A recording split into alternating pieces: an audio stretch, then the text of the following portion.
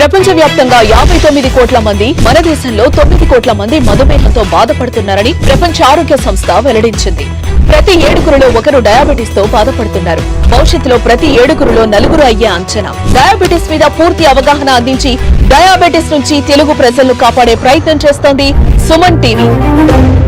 ఇప్పుడు జనరల్గా మన గమనిస్తే కొన్ని ఏళ్లుగా బాగా పెరుగుతున్న వ్యాధులు, డిసీజెస్, సిండ్రోమ్స్ రకరకాలు ఉంటాయి కదా. డిజార్డర్స్గా చెప్పుకుంటే ఎక్కువ మంది షుగరు, బీపీ, అలాగే హార్ట్ అటాక్స్, అలాగే బ్రెయిన్ హెమరేజెస్, తర్వాత గ్యాస్ట్రిక్ ప్రాబ్లమ్స్, ఇవన్నీ కూడా బాగా ఎక్కువగా మనకి కనిపించే ఓవర్ వెయిట్ ఇవన్నీ చాలా ఎక్కువ ప్రబలుతున్నాయి.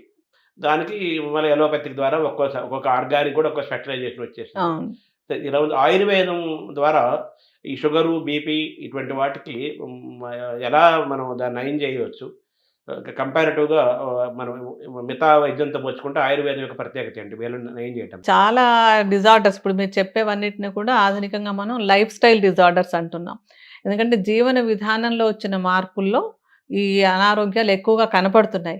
అయితే ఇవి గతంలో లేవని కాదు, మనకి ఇప్పుడు ఆయుర్వేద సంహితలో కూడా మధుమేహం గురించినటువంటిది, హృద్రోగాల గురించి ఇవన్నీ ఉంటాయి ప్రస్తావనలు. ఎందుకంటే చాలా రకాల డిసీజెస్ గురించి డిస్క్రిప్షన్స్ ఉంటాయి మనకి. కానీ ఇప్పుడు ఆధునిక కాలంలో అంటే నేను స్టూడెంట్గా ఉన్న రోజు కంటే కూడా ఈరోజు ఈ కేసెస్ బాగా పెరిగిపోయాయి. అంటే నా ఈ 40 ఏళ్ల అనుభవంలో నేను మొదట్లో చూసినప్పటికీ ఇప్పటికీ నంబర్ ఆఫ్ పేషెంట్స్ పెరిగిపోయారు. ఇదంతా కానీ జీవన విధానం మనకు తెలిసినటువంటిది, ఫిజికల్గా యాక్టివిటీ అన్నది లేనే లేదు. తినే ఆహారం కూడా ఇలా నోట్లో వేసుకుంటే అలా అరిగి రక్తంలోకి వెళ్ళిపోతుంది పూర్తిగా. అలా ఉండటం వల్ల ఏంటంటే తొందరగా అనారోగ్యాలు వస్తున్నాయి. ఇప్పుడు మామూలుగా తిన్న ఆహారము ఒంటికి వంటబట్టి శరీరానికి ఇలా మేలు చేస్తుంది ఆ రూపంలోకి మారిపోతే అది అనారోగ్యకరం కాదనమాట. ఎందుకంటే ఆహారం చాలా చాలా ముఖ్యమైనటువంటి విషయం. అందుకని ఆహారం విషయంలో కూడా మనకి ఆయుర్వేదంలో చాలా ఎక్కువ ఇంపార్టెన్స్ ఉంటుంది. ఒకటి, అనారోగ్యాలు రాకుండా ఉండడానికి ఆహారం విషయం ఉంటుంది. అనారోగ్యాలు వస్తే కూడా ఫస్ట్ ట్రీట్మెంట్లో ఒట్టిగా మెడిసిన్స్ అన్నది కాదనమాట. ప్రిన్సిపుల్లోనే 3 ఉంటాయి: ఆహారము, విహారము, ఔషధము అని 3 భాగాలు. ఈ మూడింట్లో ఏంటంటే సింపుల్గా తేలికపాటి అనారోగ్యాలు ఉంటే కొంచెం ఆహారం విషయంలో చిన్న చిన్న చేంజెస్ చేయడం, కొంచెంగా ఉపవాసాలు చేయమని చెప్పడం, లేకపోతే ఒక ఫలానా ఈ వస్తువు ఎక్కువగా తినండి అని చెప్పడం చేస్తే తేలిగ్గా తగ్గిపోతాయి. అలాగే కొన్నింటికి ఆహారంతో పాటు విహారం కూడా, అంటే కొన్ని ఎక్సర్సైజెస్ చేయమనో, యోగాసనాలు చేయమనో, లేకపోతే పగలు నిద్రపోమనో, నిద్రపోవద్దనో, ఇలాంటి కొన్ని సూచనలు అవి ఇచ్చి మార్పులు చేస్తే కూడా లైఫ్ స్టైల్లో చిన్న చిన్న మార్పులు చేస్తే తగ్గిపోతుంటాయి. అయితే ఈ 2 దాటిపోయిన తర్వాతనే ఔషధం వాడాలి. ఏదో ఒక జబ్బు రాగానే వెంటనే ఒక మందేసి దాన్ని అణగొట్టేయడం అనేటువంటిది పద్ధతి కాదనమాట. అందుకని ఔషధం అనేది థర్డ్. ఫస్ట్ తేలికగా ఆహార విహారంతో, కాకపోతే అప్పుడు ఔషధానికి వెళ్ళాలి. ఇప్పుడు మీరు అడిగిన ఈ అనారోగ్యాలు ఎక్కువ కామన్గా ఉండేటువంటి డయాబెటీస్ కానివ్వండి, హార్ట్ డిసీజెస్, ఈ హైపర్ ఎసిడిటీ కేసెస్ విపరీతంగా ఉంటున్నాయి. ఇవే కాదు, ఆటో ఇమ్యూన్ డిజార్డర్స్ అని చెప్పేటువంటి కూడా చాలా ఎక్కువగా వస్తున్నాయి. వీటన్నింటికి కూడా ఏంటంటే ముందు నుంచి ప్రివెంటివ్గా జీవనశైలిని చాలా చక్కగా ఒక సిస్టమేటిక్గా చేసుకున్నట్టయితే ఈ అనారోగ్యాల బారిన పడకుండా చాలా వరకు తప్పించుకోవచ్చు. ఎందుకంటే కొంత జీన్స్ అవి ఎక్కువగా డామినెంట్గా ఉన్న కేసుల్లో కూడా జీవనశైలితోటి బాగు చేసుకోవచ్చు, ప్రివెంట్ చేసుకోవచ్చు అనేటువంటిది ఇప్పుడు ఆధునికంగా కూడా చెప్తున్నటువంటి విషయం. అందుకని జీన్స్ వల్లే వచ్చేసింది నాకు అని చెప్పి ప్రతిదానికి ఆ జీన్స్ని తిట్టుకోవడం కూడా కరెక్ట్ కాదు. జీవనశైలి చాలా చాలా ముఖ్యం. ఈ జీవనశైలిలో ఇవాళ ఏంటంటే మనకి పరుగుల జీవితం, ఎందుకు పరుగు పెడుతున్నాం కూడా తెలియదు.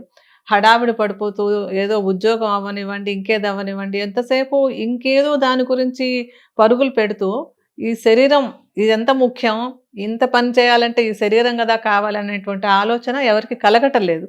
ఒకసారి ఆగి ఆలోచిస్తే ఎందుకు చేస్తున్నాను, నేను శరీరానికి ఎంత ఇంపార్టెన్స్ ఇస్తున్నాను అనుకుంటే కొంచెం కంట్రోల్కి వచ్చేస్తాం.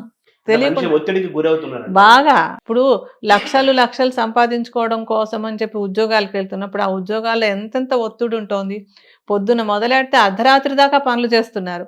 ఎవరి కోసం చేస్తున్నారు? వేరే కంపెనీ కోసం. బట్ ఆ కంపెనీకి మీరు పని చేయడానికి ఈ శరీరం బాగుండాలి కదా, దీని గురించి 1 నిమిషం ఆలోచించాలి కదా. ఆ ఆలోచన కలగటం లేదనమాట. నేను ఎందుకు ఇంత పరిగెడుతున్నానని 1 నిమిషం ఆలోచిస్తే ఆ ఆన్సర్ వచ్చినప్పుడు ఈ ఒత్తిడి అంతా కూడా తగ్గుతుంది. ఇది ముఖ్యం అన్న విషయం కొంచెం ధోరణిలోకి రావాలి. కొన్ని సమస్యలకి ఇమీడియట్ రెస్పాన్స్ వచ్చేటువంటి ఔషధాలు బోల్డన్ని ఉన్నాయి మనకి. కొన్ని సమస్యలు ఉంటాయి. ఇప్పుడు సంధివాతం అవ్వనివ్వండి, లేకపోతే కొన్ని క్రానిక్ సమస్యలు, వాటికి ట్రీట్మెంట్ ఎలా అయినా స్లోనే. అలోపతిక్‌లో ఇచ్చినా ఏళ్ల తరబడి మందులు ఇస్తూనే ఉంటారు. ఇప్పుడు డయాబెటిస్‌కి మందు ఇస్తారు. తగ్గిపోయిందా? ఏళ్ల తరబడి వేసుకుంటూనే ఉంటారు కదా! సో ఆయుర్వేదం ద్వారా ఆయుర్వేదం వాడితే ఆయుర్వేద మందు కానీ మనం అటాచ్ అయితే మనిషి ఈ మీరు చెప్పిన డయాబెటిక్, బీపీ ఇవన్నీ కూడా దీర్ఘకాలం మందులు వాడకుండా తగ్గించుకోవచ్చా? అంటే ఆహారము, విహారం అనేటువంటి దానితోటి కంట్రోల్‌లో ఉండగలిగితే మందులు లేకుండా నడుస్తుంది. కానీ ఒక స్థితి దాటిపోయాక అది సరిపోదు.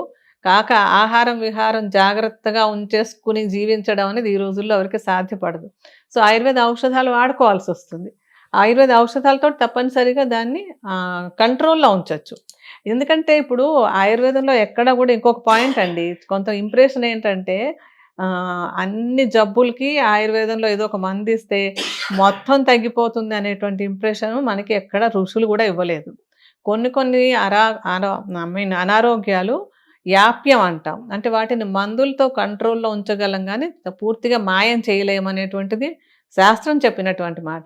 అయితే ఈ క్లెయిమ్స్ అన్నీ మీకు ఇప్పుడు ఈ సోషల్ మీడియాలోనో లేకపోతే కుహనా వైద్యులు అంటూ ఉంటాం. వాళ్ళు లేకపోతే అప్పటికప్పుడు మనీ మనం పుట్టించుకోవాలనుకునేటువంటి వాళ్ళు, మీరు ఇగో ఇది నేనిచ్చే ఈ మూలిక వేసుకుంటే మీరు హాయిగా స్వీట్స్ తినొచ్చు, అంతా హాయిగా ఉండిపోవచ్చు, అంతా మాయమైపోతుంది, ఇలాంటి ప్రచారాలు చేస్తున్నారే అవేవి నిజం కాదు. కొన్ని అనారోగ్యాలు యాప్యం అనే ఉంటాం. యాప్యం అంటే ఉంటుంది జబ్బు, కానీ మీరు మందులతోటి దాన్ని మేనేజ్ చేసుకోవచ్చు అని. మధుమేహం అలాంటి జబ్బు. అందుకని అయితే ఏంటంటే మన హైపర్‌టెన్షన్ కూడా దానికి అలాంటిదే కదా? బీపీ కూడా అటువంటిదే కదా? బీపీ కూడా అలాంటిదే. దానికేంటంటే మెయిన్‌గా మనం చెప్పుకోగలిగేది మన ఆయుర్వేదంలో ఇచ్చే ఔషధాల వల్ల లాంగ్ రన్‌లో సైడ్ ఎఫెక్ట్స్ రావు. కానీ ఇప్పుడు మనకు అలోపతిక్‌లో కూడా ఇప్పుడు డయాబెటిస్‌కి వాటికి వాళ్ళు దశాబ్దాల పాటు మందులేసుకోవాలి. ఆ మందులన్నీ కొంచెం లివర్‌నో, కిడ్నీనో ఎఫెక్ట్ చేయడం, తర్వాత కాలంలో వాళ్ళకి వేరే సమస్యలు రావడం అనేది మనం చూస్తూనే ఉన్నాం. అవి యాక్సెప్టెడ్‌గా అనేసుకుంటున్నాం. ఆయుర్వేదంలో అలాంటి సమస్యలు లేకుండా ట్రీట్మెంట్ జరుగుతుంది.